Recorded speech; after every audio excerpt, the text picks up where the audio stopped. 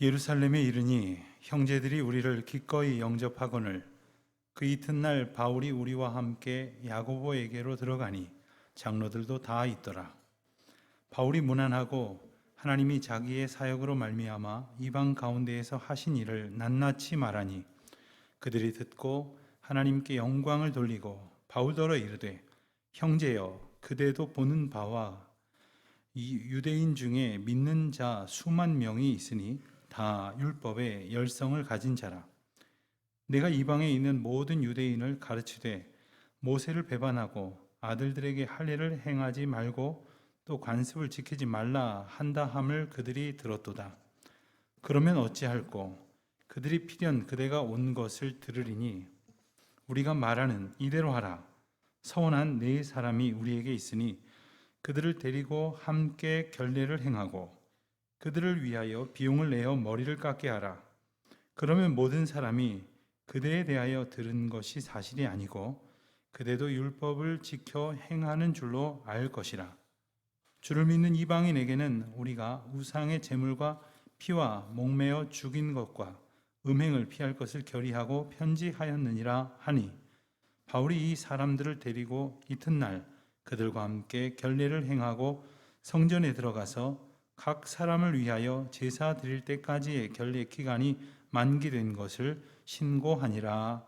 아멘. 예루살렘에 이르니 형제들이 우리를 기꺼이 영접하거늘 그 이튿날 바울이 우리와 함께 야고보에게로 들어가니 장로들도 다 있더라.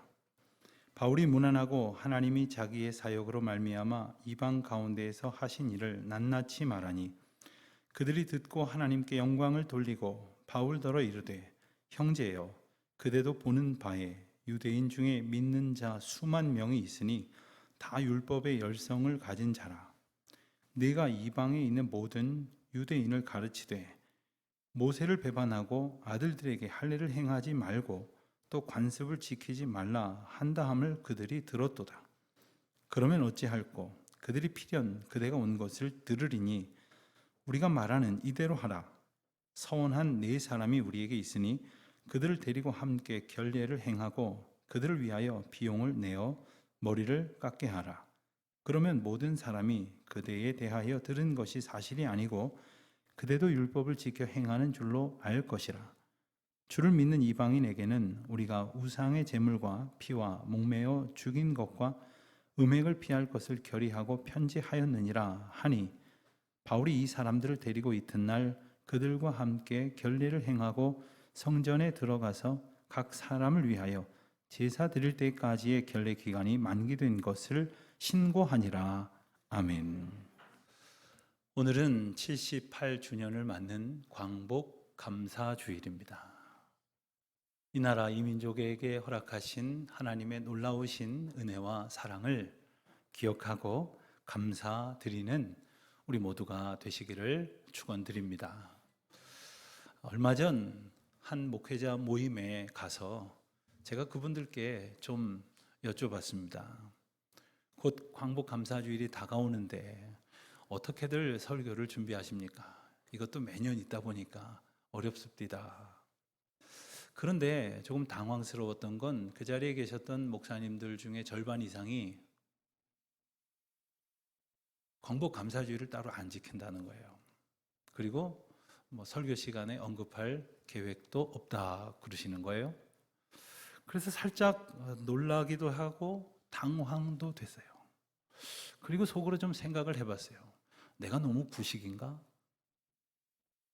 그러나 기도하면서 말씀을 준비하면서 들었던 생각은 더욱 분명해졌습니다.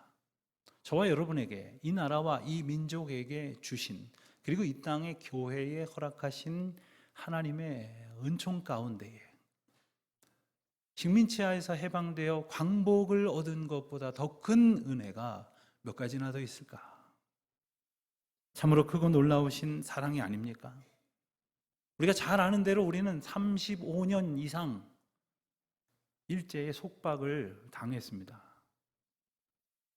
해방이 되어서도 단 5년 만에 우리는 북한 괴뢰 집단의 침략을 당하고 단 석 달 만에 경상도 지방 조금 남겨놓고 온 나라의 수중이 공산당에게 떨어질 위기에 놓여 있지 않았습니까?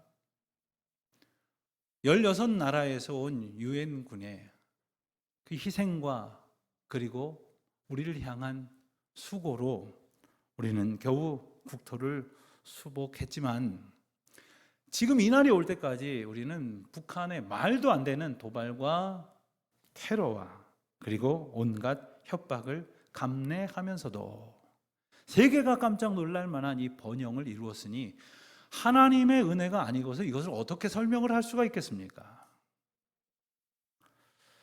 우리에게 힘이 있어서 되어진 일이 아니었다는 사실을 우리는 분명히 기억해야 합니다. 중국에 임시 정부를 세우기는 했으나 그마저도 이리저리 쫓기고 그렇게 힘겨운 중에서 많은 분들이 독립운동을 했습니다. 그렇지만 우린 힘이 없었습니다. 그러던 중에 1945년 8월 15일 일본이 연합군에 무조건 항복을 함으로써 2차 세계대전이 끝났고 우리나라도 그 덕에 비로소 빛과 자유를 되찾았던 것이죠. 그리고 정말 많은 세월이 흘렀습니다. 보통 30년을 한 세대라고 하니 2세대도 넘는 시간이 흘렀습니다. 그렇지만 우리가 결코 잊지 말아야 할 것이 있습니다. 이것은 단지 역사의식이 있냐 없냐를 이야기하자는 것이 아닙니다. 이데올로기나 국제사회의 구체적이고 실질적인 이익에 관한 문제도 아닙니다. 이와 같은 우리 앞에 펼쳐진 역사가 하나님이 행하시고 우리에게 베풀어 주신 놀라운 은혜의 사건이기 때문에 잊지 말아야 한다, 이 말씀입니다. 여러분, 어떤 일이 하나님의 은혜로 된 일인 줄을 알지 못하면 다른 소리를 합니다. 내가 잘나서, 우리가 힘이 있어서 된 일이라고, 어떻게 하다가 된 일이라고, 저절로 나을 때가 되어서 난 것이라고 그렇게 생각을 하고 그렇게 말하기가 쉽습니다. 자, 과연 우리는 지나온 시간들을 어떤 생각으로 추억하고 있습니까? 어떠한 고백으로 회상하고 있느냐 말입니다. 오늘 우리가 함께 읽은 본문 말씀은 바울의 세 번째 전도 여행이 다 마쳐지고 예루살렘에 돌아온 장면을 본 말씀입니다. 우리가 읽은 말씀 중에 17절 또 18절 19절에 보면 멀리 흩어져 있던 주의 백성들이 다시 만나는 장면에 세 가지 아주 중요한 요소가 있음을 우리는 알게 됩니다. 이 세 가지 요소는 반드시 예수 그리스도의 공동체에 있어야 할 것들입니다. 꼭 기억을 해보실 수 있기를 바랍니다. 첫 번째는 무엇일까요? 첫 번째는 바로 바울의 일행을 그 형제들이 기꺼이 영접했다 하는 겁니다. 기꺼이 영접했다. 기꺼이 영접했다는 말은 따뜻하게 맞이했다는 말이기도 하고 아주 기쁘고 즐겁게 그들을 맞이했다 하는 표현입니다. 그렇습니다. 하나님의 이름으로 모인 성도들은 예수 그리스도의 이름으로 모인 교회 공동체와 교회 안에 크고 작은 만남과 모임은 기쁘고 따뜻한 그런 영접이 있어야 합니다. 우린 그런 공동체입니까? 만약에 부족하다고 생각이 들면 이 말씀을 나부터, 우리부터 지켜 있어야 할 모습이 있어지는 공동체가 될 수 있기를 바랍니다. 낯선 얼굴을 만나셨습니까? 새로운 얼굴, 오래간만에 뵙는 분이 계십니까? 따뜻한 마음으로, 정말 기쁘고 즐거운 마음으로 환영할 수 있는 그러한 성도들이 될 수 있으면 좋겠습니다. 그저 친한 사람들, 나한테 반가워하는 사람들에게만 그렇게 따뜻한 것이 아니라 주의 이름으로 모인 모든 성도들이 사랑으로 영접하는 귀한 공동체가 바로 우리가 가져야 될 모습이기도 한 것입니다. 두 번째는 무엇일까요? 19절 말씀을 보니까 바울이 자기의 사역으로 말미암아 이방 가운데에서 하나님이 하신 일을 낱낱이 말했다, 낱낱이 보고했다, 이렇게 전하고 있습니다. 자, 하나님의 백성이 모인 자리에는 어떠한 주제의 이야기들이 나누어져야 할 것인가? 바로 하나님이 하신 일이 증거되어야 한다, 이 말입니다. 내가 이런 일을 했다고, 또 상대방이 한 일 들으면 또 금세 나는 이렇게 했다고 서로 자기를 자랑할 것이 아닙니다. 또 저 사람은 이렇다고 남의 이야기할 것도 아닙니다. 오직 하나님께서 하신 일, 하나님께서 내 안에 우리 가운데 역사하신 그 고백과 증언이 반드시 있어야 할 것입니다. 여러분, 우리가 사람들 만나면 기분 좋아갖고 내 얘기를 실컷 떠들지만 가만히 생각해 보면 별로 상대방이 좋아하지 않아요. 저도 때로는 제 아내에게 아주 신이 나가지고 어떤 이야기를 막 하고 있는데 기도하는 마음으로 눈빛을 보니까 언제 끝나나 하는 표현. 여러분, 내 이야기, 남의 이야기가 기쁨이 되는 것이 아니라 하나님께서 우리 가운데 행하신 그 일이 기쁨이 된다는 것이죠. 누구나 자기를 드러내고 싶어 하지 않습니까? 남들이 알아줬으면 하는 마음이 다 있지 않습니까? 이게 다 자기가 영광을 받으려는 속성입니다. 그래서 남이 받아야 될 칭찬도 슬쩍 가로채려고 하고, 심지어 하나님이 받으실 영광마저도 내 것으로 취하려고 싶어하는 그런 마음이 있는 거죠. 하나님이 하신 일을 하나님이 하신 일이라고 깨닫는 것이 기쁨이고, 또 그것을 다른 사람들도 깨달을 수 있도록 전할 수 있는 것은 더할 나위 없는 행복입니다. 우리가 그러한 이야기를 전하는 사람들이 될 수 있으면 참 좋겠습니다. 그런데 바로 그럴 때 순간 내 마음 가운데 이런 생각도 들기는 해요. 그럼 난 뭐야? 내가 특별히 이렇게 수고하고 애썼는데 난 뭐야? 왜 난 알아주지 않는 거야? 하는 생각이 들기도 하죠. 자, 바울은 여기에 대해서 뭐라고 말했습니까? 바울은 예루살렘 교회 리더들에게 하나님께서 나의 사역을 통해, 즉 나를 도구 삼아서 이방인들 사이에서 이렇게 구원의 역사를 이루셨다라고 고백을 하는 거죠. 바울이 고백하는 나는 누구냐? 바로 하나님의 도구라는 겁니다. 여러분, 피조물이 하나님께 지음을 받은 인생의 가장 큰 기쁨이 뭐겠습니까? 쓰임 받는 거죠. 여러분, 우리가 뭐에 쓰려고 어떤 물건을 만들어 두기도 하고 사두기도 하지만 쓸모가 없다고 생각해서 쓰여지지 않으면 그건 애물단지입니다. 돈 아까운 생각을 하게 만드는 겁니다. 그러다가 버려지는 겁니다. 하나님의 은혜 가운데 지음받은 저와 여러분이 하나님의 도구된 인생, 하나님께 쓰임 받음으로 인해서 나의 삶을 통해, 부족하지만 나의 노력과 수고를 통해 하나님이 일을 이루어 가신다, 그런 소망을 품으십시오. 상상만 해도 얼마나 기쁘고 감사한 일입니까? 그럴 때 혹 지치더라도, 혹 회의가 들더라도 우리 주님께서 나를 사용하신다는 그 소중한 기쁨으로 능히 이겨낼 줄로 믿습니다.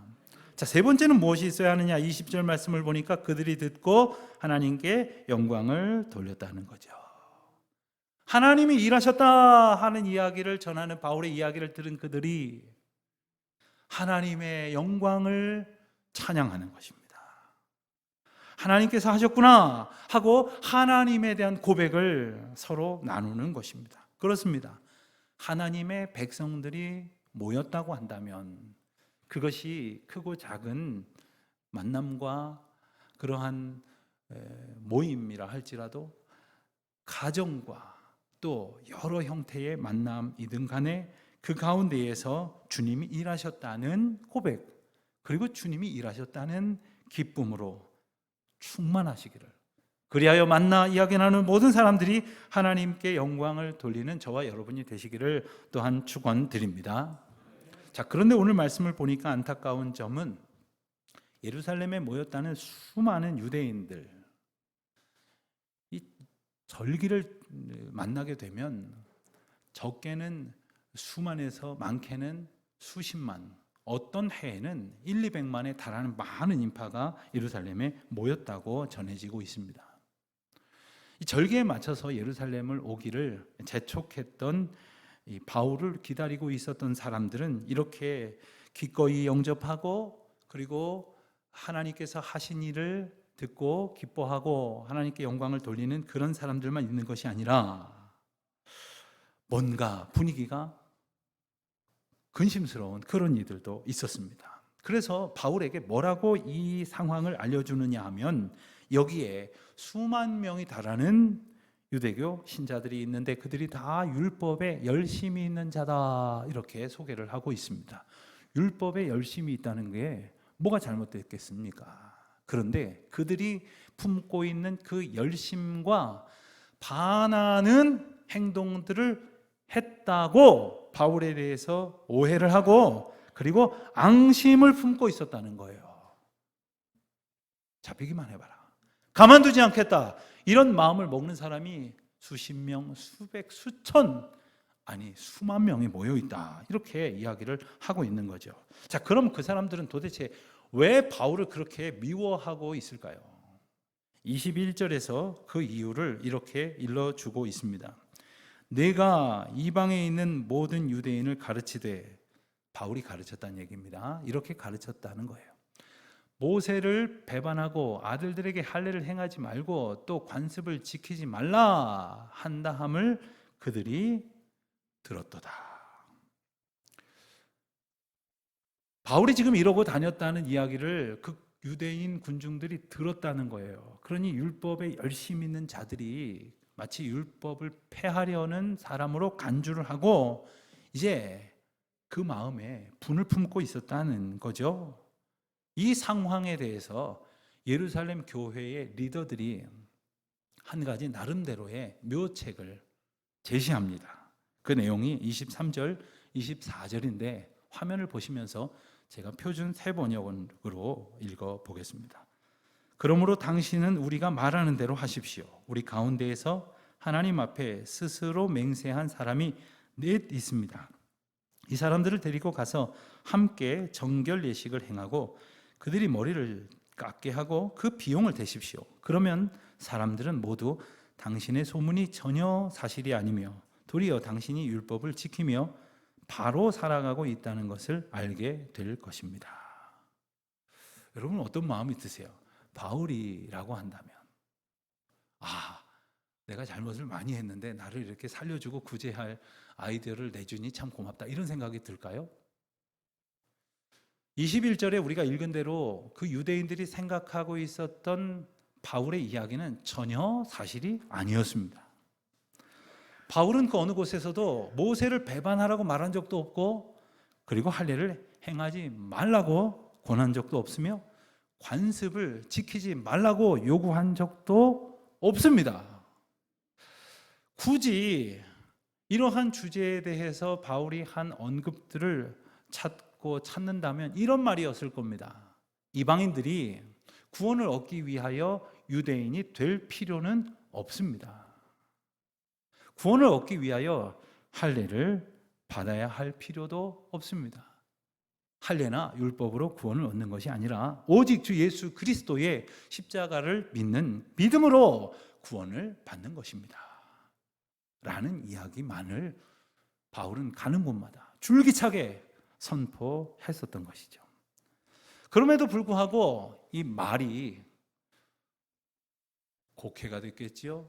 잘못 전해졌겠지요. 어떤 사람들은 똑바로 이야기를 해줘도 듣고 싶은 대로 들어요. 어느 한 토막만 잘라가지고 자기 마음대로 갖다 붙이기도 하는 것이죠. 그래서 바울을 모해하고 걸리기만 하면 잡아 죽이겠다고 했던 거죠. 그런데 정말 바울이 예루살렘에 나타났으니, 아직 오지 않았을 때는 그저 분만 품고 있었지만 이제 왔으니 필경 무슨 사단이 날 것이다, 걱정을 할 수밖에 없었던 것이고, 이러한 격앙된 분위기를 누그러뜨리고 오해를 불식시키기 위해서 우리 공동체 안에 있는 네 사람, 이 네 사람이 결례를 치러야 하는데, 그들이 결례를 치를 수 있도록 바울 당신이 비용을 대십시오. 그러면 사람들이 돈도 되고 자기도 율법을 지키니 저 사람은 율법을 싫어하는 사람이 아니로구나 생각할 것 아니겠습니까? 했던 이야기입니다. 자, 여기까지 듣고 여러분이 바울이라면 어떻게 하시겠습니까? 내가 하지도 않은 말을 가지고 하지도 않은 행동으로 나를 뒤집어 씌워서, 그리고 그렇게 제멋대로 생각하는 사람들의 화를 가라앉히기 위하여 나는 중요하게 여기지도 않는 일에 내 금쪽 같은 돈을 들여서 이 일을 해야 한다고? 이런 생각을 꼭 하시지 않겠습니까? 자, 어떻게 하실런지 조금 더 생각해 보시는 중에, 그럼 그들이 대안으로 제시했던 결례는 어떤 건지 잠깐 생각을 해보겠습니다. 이 결례라는 것은 일반적으로 율법을 어겨서 부정해진 사람이나 어떤 사물을 정결케 하는 그런 의식을 말합니다.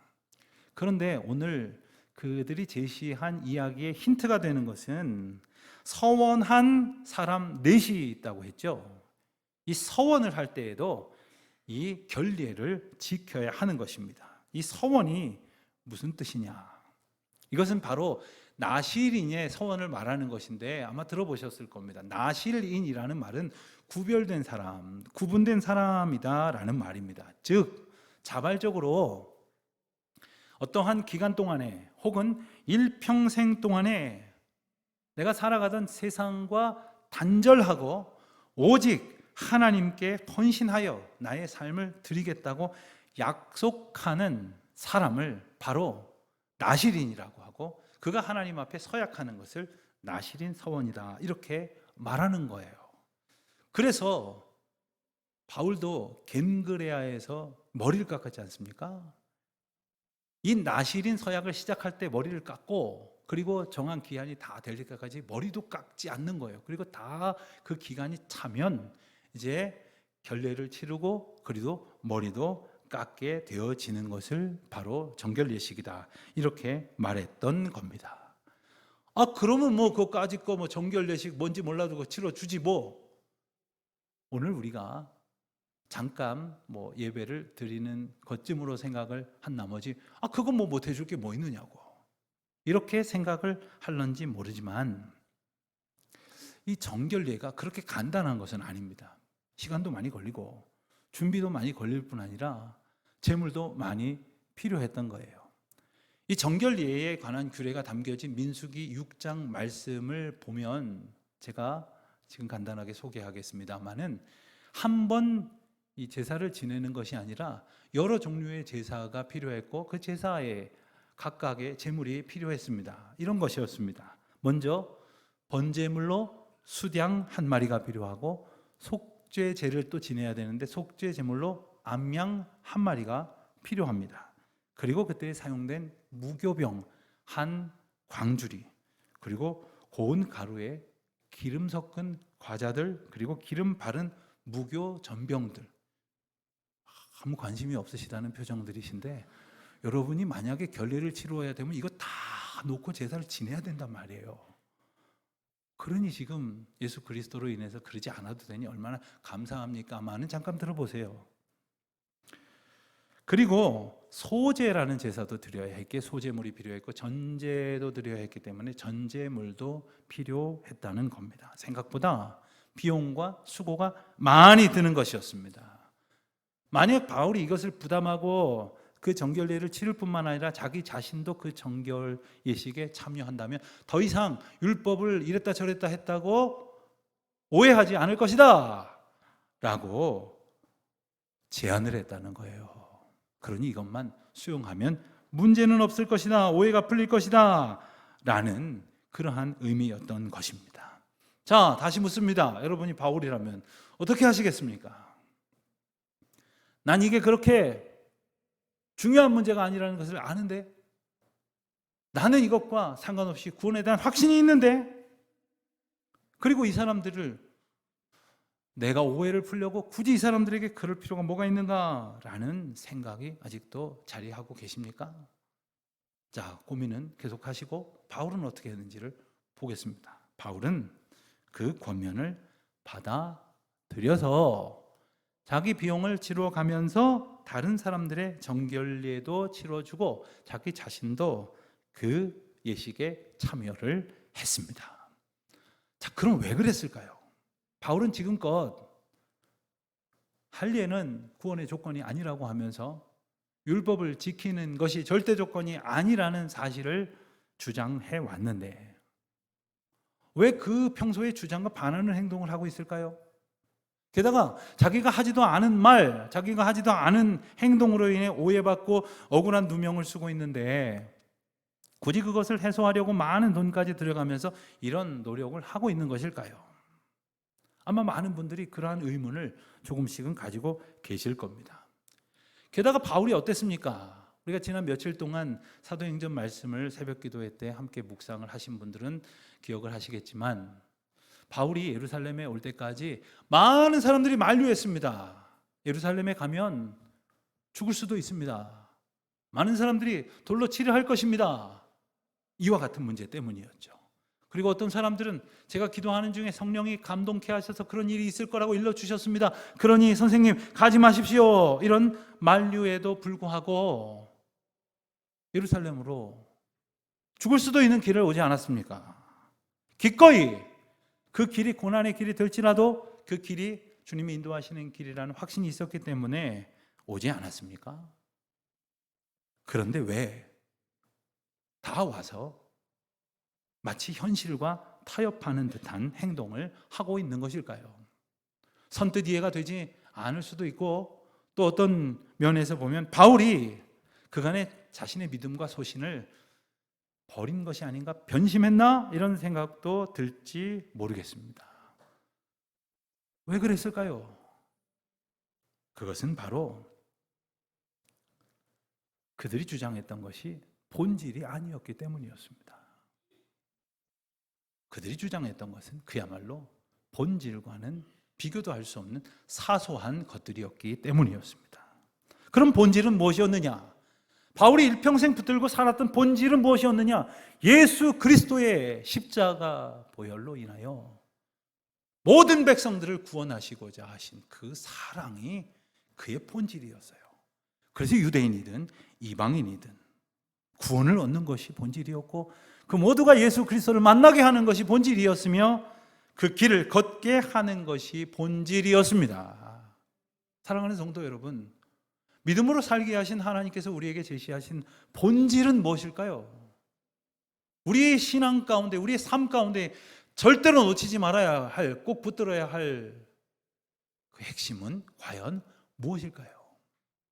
그것을 꼭 붙들고 그것이 아닌 것은 그것보다 소중히 여길 필요가 없다는 것을 우리에게 일러주고 있는 것입니다. 그런데 미련한 사람들은 본질은 놓쳐버린지도 모르고 사소한 것에 목숨을 걸고 살아가는 사람들이 간혹 있다는 것이죠. 제가 아는 어떤 목사님이 평소에 로망이 하나 있었답니다. 그게 뭐였냐 하면 수염을 기르는 거였대요. 여러분도 혹시 그런 거 있습니까? 그렇게 수염을 길러보고 싶었답니다. 그런데 매일매일 강단에 서니 그럴 기회가 없었지요. 그러던 중에 교회에서 안식월을 얻어가지고 한 달여 동안 외국에 다녀오게 됐는데 그동안에 뭐 어디 가서 기도도 하고 쉬기도 하고 또 여행도 하느라고 길러보고 싶었던 수염을 마음껏 길렀답니다. 그리고는 이제 기한이 되어서 교회로 돌아와야겠는데 에이 이번 주에 이러고 그냥 가보자 그런 마음이 들어서 수염을 기른 채로 교회 가서 예배를 인도하고 설교를 했답니다. 교회가 난리가 났어요. 온 성도들이 모여서 예배드린 얘기는 안 하고 말씀 얘기는 안 하고 목사님 수염 그게 뭐예요? 그러더니 교인들이 장로님들을 찾아가서 장로님 그 목사님 좀 알려주세요. 저희는 얘기하기 그러니까 목사님한테 가서 꼭 좀 얘기해 주세요. 그거 좀 깨끗이 좀 밀고 나오라고. 지저분해서 못 보겠다고. 그래서 장로님들이 또 조심스럽게 그 얘기를 하셨다는 거죠. 근데 목사님이 생각을 해보니까 아니 내가 한평생 해보고 싶었던 건데 아니 이게 무슨 뭐 예배인도 하고 말씀을 전하는데 뭐가 중요한 거냐고 이것 가지고들 이렇게.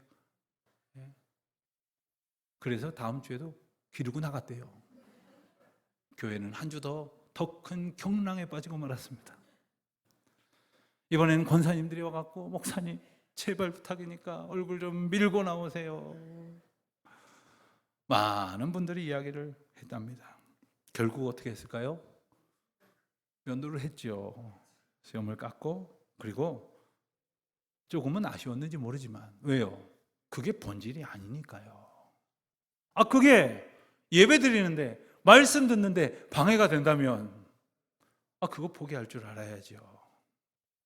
사랑하는 성도 여러분, 사소한 게 중요한 것 되지 않도록 해야 합니다. 우리가 살아가는 동안에 주님의 백성으로 믿음 생활하는 소중한 것이 있는데 사소한 것들이 이것을 어그러뜨리면 되겠습니까? 그러고 보면 교회들은요 참 별것도 아닌 것 같고 싸우는 일들이 많이 있어요. 우리 교회는 그런 일이 없으니까 제가 그냥 하는 소리입니다. 어떤 교회는 저기도 지금 드럼이 와 있는데 예배당에 드럼 놨다고 그렇게 한참 동안 싸웠다는 교회도 있고요. 강단에 목사님이 신발 신고 올라왔다고 그것 갖고 싸우는 교회도 있고요. 가운을 입다가 가운을 벗었다고 그것 갖고 뭐라 그러는 그런 경우도 있고요. 예배 시간이 11시였는데 10시로 바꿨다고 또 뭐라 그러는 경우도 있고요. 뭐 이런 저런 일들이에요. 교회에 다툼이 되었다는 이야기들을 더러 듣기도 합니다. 여러분, 도대체 본질이 뭡니까? 도대체 우리가 붙들어야 될 것이 무엇입니까? 우리를 구원하시고 그 구원하신 은혜를 우리를 통하여 땅끝까지 확장되게 하시도록 도구 삼아주시고 성도로 살게 하여 주셨으니 이것이야말로 본질이 아니고 무엇이겠습니까? 이것을 붙들어야 하는 거죠. 바울은 그것을 붙들기로 했습니다. 그래서 기꺼이 결례를 행함으로 그들의 조금이나마 남은 오해를 풀려고 했던 겁니다. 물론 바울이 이런 결례 다 필요 없다, 결례를 폐하라 이런 말 한 적 없습니다. 다만 율법으로 구원 얻는 게 아니라 믿음으로 얻는 것입니다 라고 말했을 뿐이지요. 그럼에도 불구하고 유대인들은 여전히 그들의 옛 생각, 옛 습관이 너무나 중요했던 겁니다. 그러나 우리는 꼭 기억해야 합니다. 예수님께서 이 땅에 오신 것이 율법을 다 무력화시키기 위해서, 폐하기 위해서 오신 것이 아니라 그 율법을 완성시키기 위해서 오셨다는 것을 말입니다. 그리고 그 구원의 은혜를 우리에게 베푸셔서 모든 백성들을 주님의 길로 걷게 하시기 위해 오셨다는 거죠. 바울은 이것을 알았습니다. 어떻게 알았을까요? 바울이 경험한 하나님의 은혜가 그것을 알게 하셨다는 거예요. 우리가 그것을 알 수 있는 길은 오직 한 가지입니다. 하나님의 은혜 가운데 내가 살고 있구나. 내가 하나님의 은혜 가운데 살고 있는데 그 무엇이 더 소중하랴. 기꺼이 내려놓을 수 있는 것이고 기꺼이 본질을 붙들기 위해서 비본질적인 것들에 매여 있는 나를 오직 주님 앞에 의탁할 수 있는 것이죠. 그래서 바울은 고린도 교회에 보낸 편지 고린도전서 9장 19절로부터 23절에서 그가 처하여 있던 여러 형편 속에서 무엇을 바라보며 살았는지를 이렇게 고백을 합니다. 내가 모든 사람에게서 자유로우나 스스로 모든 사람에게 종이 된 것은 더 많은 사람을 얻고자 함이라. 유대인들에게 내가 유대인과 같이 된 것은 유대인들을 얻고자 함이요 율법 아래에 있는 자들에게는 내가 율법 아래에 있지 아니하나 율법 아래에 있는 자 같이 된 것은 율법 아래에 있는 자들을 얻고자 함이요 율법 없는 자에게는 내가 하나님께는 율법 없는 자가 아니요 도리어 그리스도의 율법 아래에 있는 자이나 율법 없는 자와 같이 된 것은 율법 없는 자들을 얻고자 함이라. 약한 자들에게는 내가 약한 자와 같이 된 것은 약한 자들을 얻고자 하며 내가 여러 사람에게 여러 모습이 된 것은 아무쪼록 몇 사람이라도 구원하고자 함이니 내가 복음을 위하여 모든 것을 행함은 복음에 참여하고자 함이라. 사랑하는 성도 여러분, 우리는 이 크고 놀라운 하나님의 은혜를 얻은 자입니다. 내가 하나님의 은혜를 얻은 자라고 하는 사실을 깨닫고 고백하며 살아갈 동안에 본질은 더욱더 내게 소중한 것이 되는 것이고, 그렇지 않은 것들은 그 어떤 것도 나를 은혜의 길, 믿음의 길에서 방해할 수가 없는 겁니다. 내가 주님을 만나러 예배하는 자리에 가서 은혜 받으면 됐지. 아니, 어떤 사람이 나를 보고 아는 척도 안 했어. 나를 보고 째려봤어. 그분이 눈이 작아서 그렇게 보는 것처럼 보인 거지, 째려본 게 아니에요.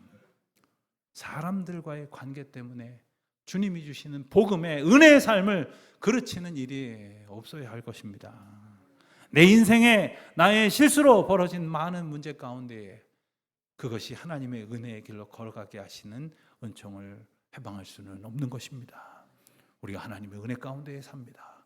그 은총을 기뻐하며 그 은혜를 찬송하며 주님께 영광 돌리며 살아가는 저와 여러분이 되시기를 주님의 이름으로 축원드립니다.